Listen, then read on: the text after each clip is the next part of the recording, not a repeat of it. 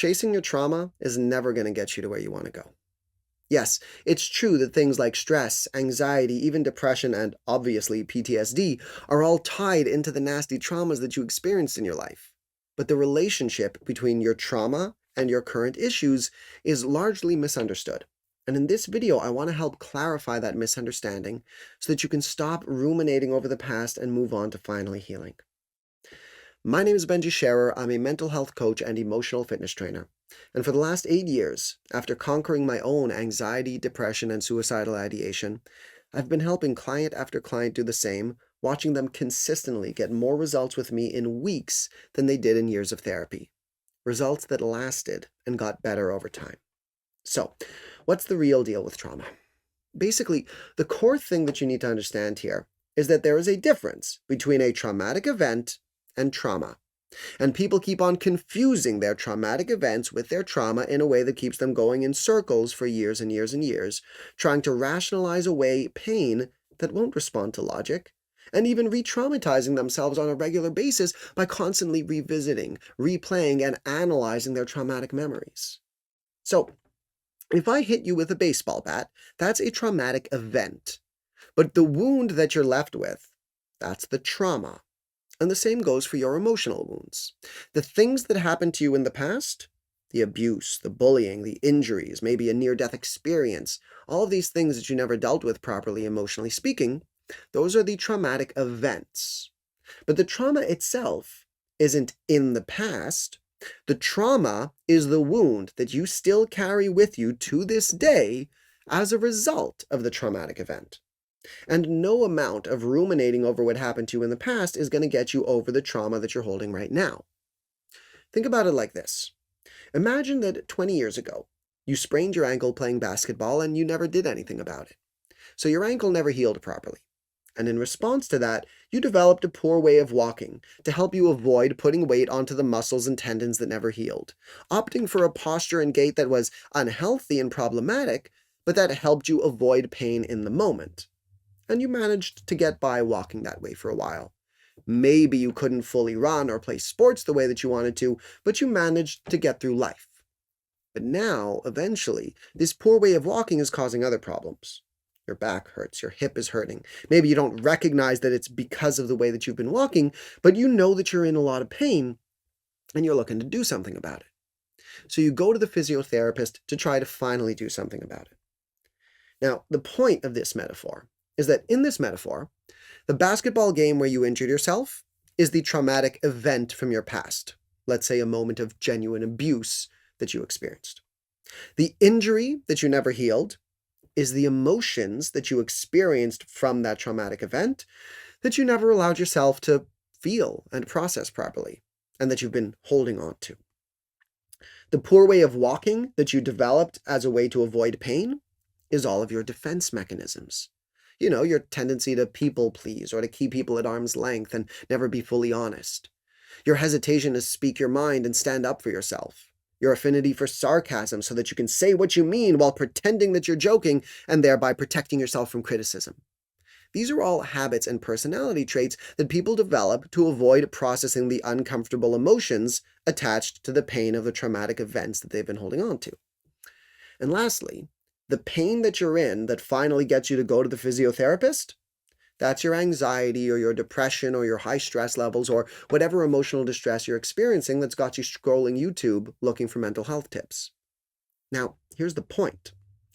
When you go to the physiotherapist and they're examining you and trying to figure out the best approach to healing your injury, trying to get you to walk properly again and getting you physically healthy, does it matter in the slightest whether you sprained your ankle playing basketball or whether you did it playing hockey? Absolutely not. What sport you were playing when you injured it 20 years ago is completely irrelevant to assessing the damage to your muscles and tendons right now and to coming up with a training routine to get you back to good health. Or it's also irrelevant whether you did it playing sports versus whether you just tripped while drunk. It doesn't make a lick of difference how you did it to assessing your injury and planning your approach to fixing it right here, right now, 20 years later. You could sit around with a physiotherapist for ages talking about that basketball game from 20 years ago, analyzing why you stepped that way and why you twisted your ankle. And you could try to learn some rational lessons from it about how you could have avoided it or what you should have done at the time. But none of that is going to strengthen your ankle right now or get you to heal it and start walking properly. No. Healing is about building muscles and going through the sometimes painful process of finally starting to put weight onto the muscles you've been avoiding using for decades. And that's what healing emotional trauma is about also. It's about gradually learning how to lean into the discomfort that comes up when your body is trying to process trauma. And that's kind of the irony about this whole thing. Your body has been trying to help you heal this whole time. And the only problem is that you've become resistant to the healing. You've become afraid of feeling through the emotions because you're interpreting the discomfort of the emotions as a genuine threat, when really that discomfort is just what it feels like when your body is healing. In the moment that you experienced a traumatic event, two things were true. Firstly, you were not safe at that moment. Genuinely. Either physically, emotionally, or mentally, you were in some kind of danger. And secondly, you were experiencing a large amount of uncomfortable, hard-to-handle emotions as a result of what you were going through in that moment. And the problem is that now you've come to associate those two experiences. You think that uncomfortable emotions means that you're in danger. Subconsciously, at least, there is that belief, and that's what's preventing you from healing. During traumatic events, here's what happens. There's a massive amount of uncomfortable emotions moving through you that are too much for you to handle in the moment, especially because you're genuinely not safe at the time. Those emotions are basically energy, and that energy doesn't just disappear. It needs to be properly purged and processed, otherwise it gets stored, like unused calories. If you eat a piece of cake with 500 calories, then you have to move your body a certain amount to purge and process those calories, to turn it into physical movement, and if you don't, then your body will store any unused calories as fat to be used as energy later on. Similarly, during a traumatic event, there's too much emotional energy moving through you to deal with and purge and process in that moment, so it's like the head says to the heart, okay, hold on to this pain, the emotional energy, and I'll come back around and deal with it later when we're safe. And the body goes, okay, and it stores away this unresolved energy, like excess calories waiting to be dealt with. No big deal. You can put on a few extra pounds while you wait to deal with it. It's normal. This is how your body maintains itself. But here's the problem. Like I said, you've come to associate the discomfort of finally dealing with those unresolved emotions as a threat, leading to a cycle where you keep on piling more and more unresolved emotional energy onto the pile. And this is what triggers are. As you go about your day, someone will say or do something that makes you feel unsafe and brings up old, unresolved emotional energy. Basically, it puts you into an emotional state that resonates with how you felt during some unresolved traumatic event. And your body takes that as a cue to send up the unresolved emotional energy from the past and say, hey, here's this pain that you didn't deal with all those years ago. You promised me that you were going to deal with me when you were safe, so are you safe? Are you ready to deal with me? The thing is, during this moment of being triggered, you're not in danger. Not really. That's basically the distinction between a trigger and a traumatic event. A traumatic event is a moment when there is a genuine threat, and a trigger is a moment when something makes you feel threatened, whether or not there is a genuine threat. Of course, a new traumatic event can also trigger old emotions, but in essence, the difference between a mere trigger and a real traumatic event is whether or not there is a legitimate threat. So, during a trigger, your body sends up this unresolved emotional energy to the surface. And it's doing so because it's trying to help you heal. You've been carrying this emotional energy for so long, and it's been weighing you down. Your body wants you to finally deal with it. You want to finally deal with it. But the feeling of dealing with it is uncomfortable, and it reminds you of how you felt during that initial traumatic event, and that's confusing your subconscious and making you feel like you're in danger again, so you end up running from that discomfort, stuffing it away, not dealing with it or processing that pain, saving it for later, again, and adding this new moment of fear and panic that you're experiencing because you're triggered, that you're not dealing with, to the pile of unresolved emotions, adding to that pile. And this is why the key to healing trauma isn't about analyzing or dissecting the past. The past traumatic event is irrelevant. The real key here is about learning how to show your heart, your body, and your subconscious mind that there genuinely is no danger. And logic isn't going to get you there. Like, just because you explain to someone rationally why they're safe doesn't make their body actually recognize that they're safe or feel safe. That's why you can't just tell someone to calm down when they're having a panic attack.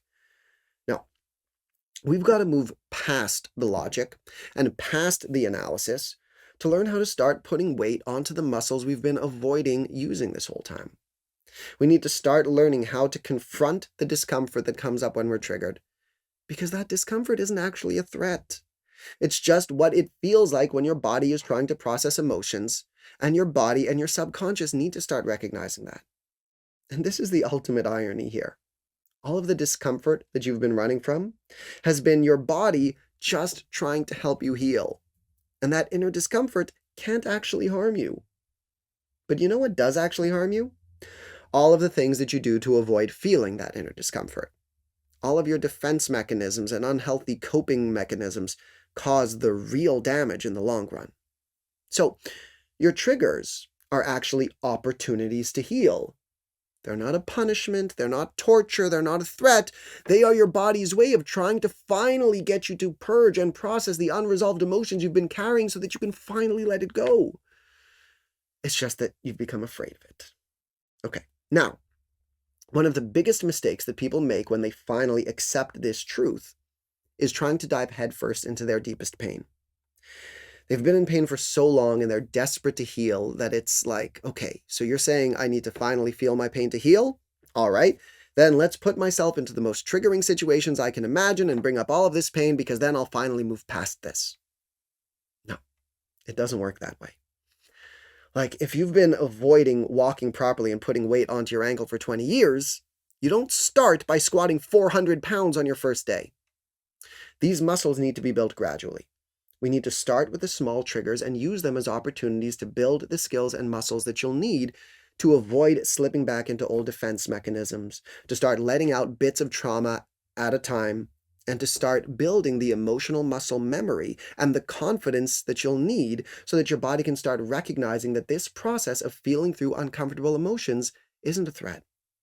Like I said, your triggers are trying to help you heal, but you've got to start small and work your way up. That's one of the main reasons why I refer to my approach to mental health as emotional fitness training. It's because we have to be smart about how we build these muscles. You don't go up to a trainer on the first day and say, I want to lift 500 pounds today, and if I do, then I'll never have to come to the gym again. That's how people often look at their mental health. They look at it as if they're looking for a cure.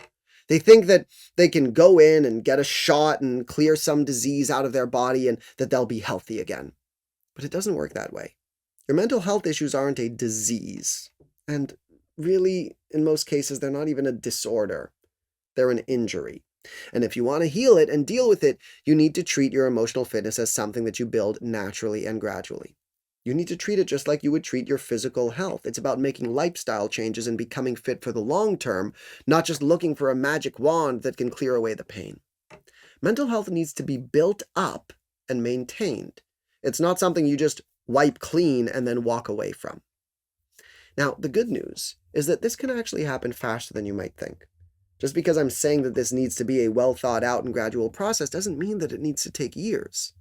I mean, okay, look, just like with physical fitness, it will take years if you want to become a world-class bodybuilder, and there's no specific limit to how fit you can become. Similarly, with your mental health, it will take years if you want to be your ultimate best Buddha level self, and there's no limit to how emotionally strong you can become. So yeah, in some ways, this is a lifelong endeavor that never ends. Just like your physical fitness, you never want to stop working on your physical fitness, and you should never stop working on your emotional fitness. You keep getting better and better and healthier and stronger and keep using your triggers and challenges in life to become better. But you don't need to be a world-class bodybuilder in order to feel comfortable in your body again. And you don't need to become the Buddha-level version of yourself to experience a reasonable level of self-love and inner peace. When you stop trying to analyze your pain and you develop the appropriate skills and tools to understand how triggers work in general and to show your body that your triggers and the uncomfortable emotions that come to the surface when you're triggered aren't a threat, you can start using those moments of being triggered as opportunities to release unresolved emotional energy, to build emotional muscle and muscle memory, and to start showing your body that it's safe to go through the purging process it's been trying to go through this whole time. And by doing that, pretty quickly, you can stop being afraid of the uncomfortable emotions that come up when you're triggered. And once you get a hang of that, the real healing actually starts happening really fast. It's like a snowball effect. And look, while you may never join the elite ranks of emotional strongman competitions, metaphorically speaking, of course, unless you put in massive amounts of work, in a few weeks or months, we can get you strong enough to lift the regular emotional weights that you're likely to be lifting on a daily basis without struggling and suffering through them. Right now, the smallest things might trigger you. The tiny 5-pound weight of someone being rude to you at the grocery store might send you into a rage. But with a little bit of work, we can get you fit enough to be able to lift the 50-pound emotional weights without much struggle. You'll be able to handle criticism from family without getting defensive, challenges at work without slipping into fear, and even health issues without immediately catastrophizing. You'll be able to feel safe and calm and relaxed in your body with all the regular challenges that you're going through. And that's what emotional fitness is really all about. It's about learning how to gradually confront the uncomfortable emotions that come up when you're triggered, so that your body can finally start purging and processing the unresolved emotional energy that it's been carrying. And it's about getting you strong enough to handle life's daily challenges without getting triggered by them anymore, because you finally healed the trauma itself that you're still carrying.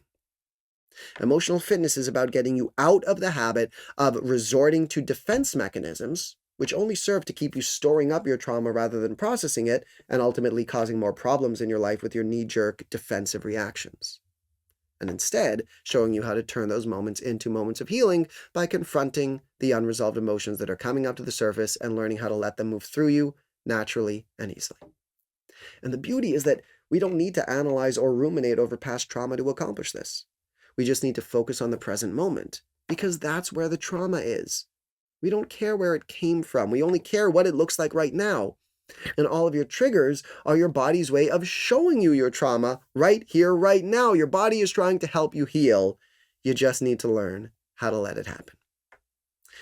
If all that makes sense to you, and if you're looking for the quickest route to healing trauma and becoming emotionally fit, so that you can live your life without constantly feeling afraid, worrying, ruminating, overthinking, and getting stressed out and defensive, then head to my website, www.benjisharecoaching.com, and book a call with me. We can talk about what's going on and make sure you're on the right path to healing. And if you want to learn more about how you can turn your moments of getting triggered into moments of healing, check out this video over here. In it, I'll tell you about how I turned a moment of rejection into a moment of healing, and how you can use this process to handle just about any trigger that you'll ever face. This isn't just theory. These are the lessons that I live my life by every day, and they can change your life too.